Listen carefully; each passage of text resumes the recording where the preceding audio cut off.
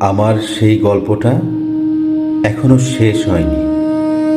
শোনো, পাহাড়টা আগেই বলেছি ভালোবেসেছিল মেঘকে, আর মেঘ কিভাবে শুকনো খটখটে পাহাড়টাকে বানিয়ে তুলেছিল ২৬ বছরের ছোকরা, সে তো আগেই শুনেছ।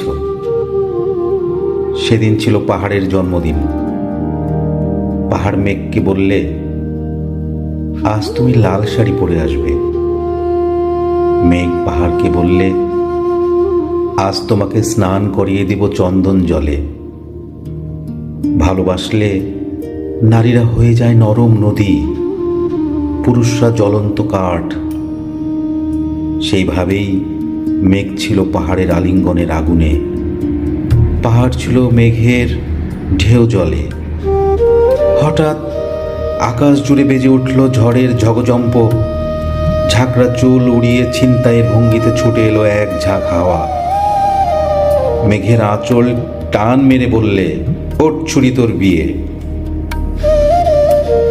এখনো শেষ হয়নি গল্পটা। বজ্রের সঙ্গে মেঘের বিয়েটা হয়ে গেল ঠিকই, কিন্তু পাহাড়কে সে কোনোদিনও ভুলতে পারল না। বিশ্বাস না হয়তো চিরে দেখতে পারো।